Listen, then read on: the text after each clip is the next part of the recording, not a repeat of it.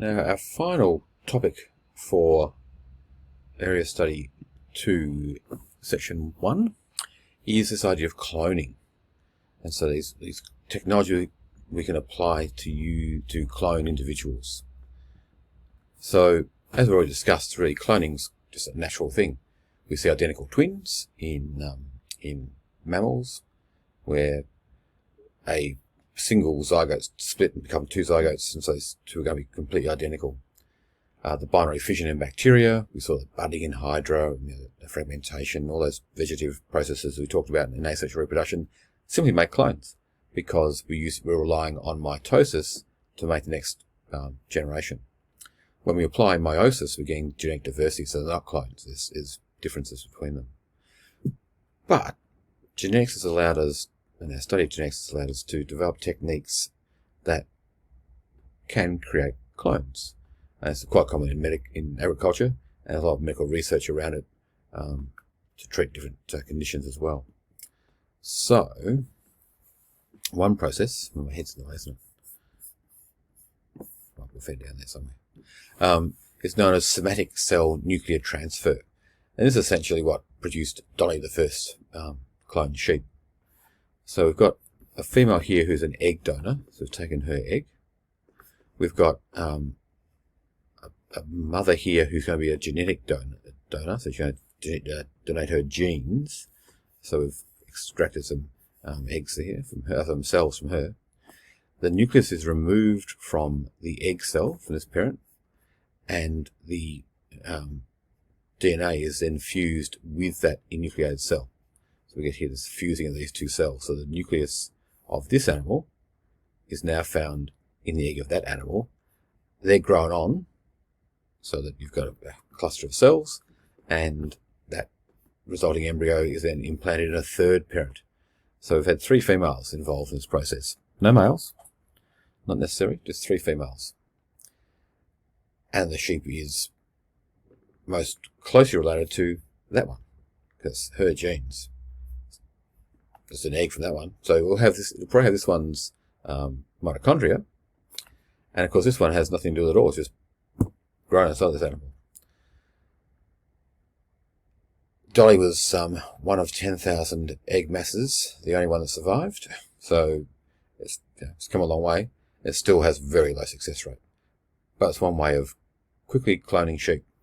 So if you've got a female who's very good at making eggs, a female whose conditions you want, great wool or great milk producer or great meat producer or whatever, and a young mother who's you're going to use to carry the eggs, then you get the best outcome for the farmer.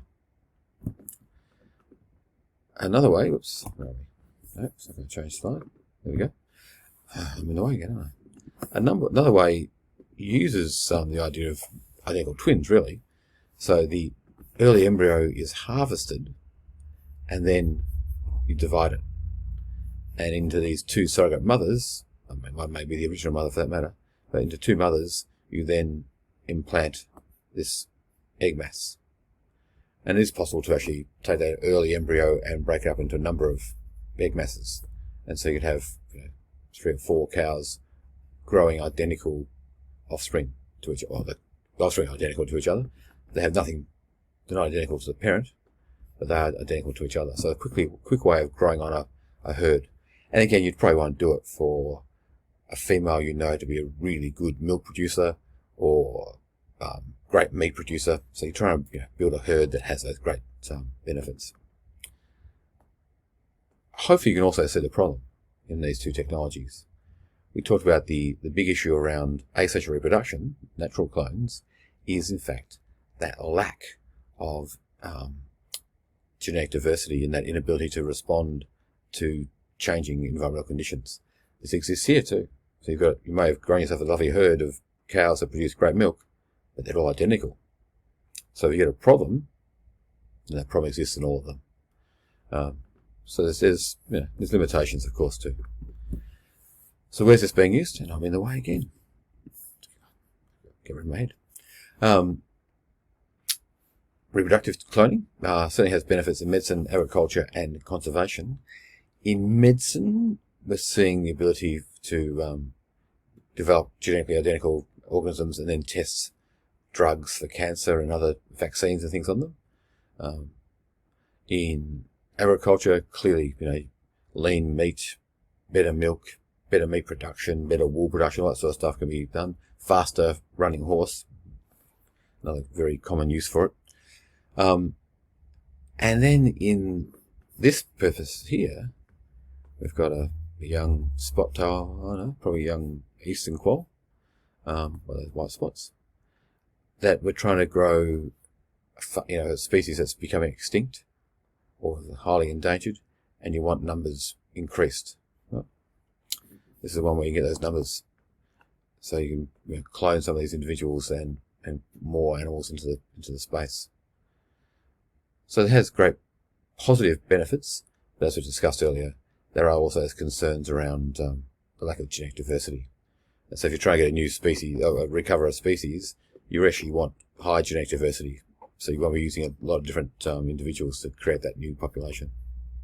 Anyway, that's our final topic.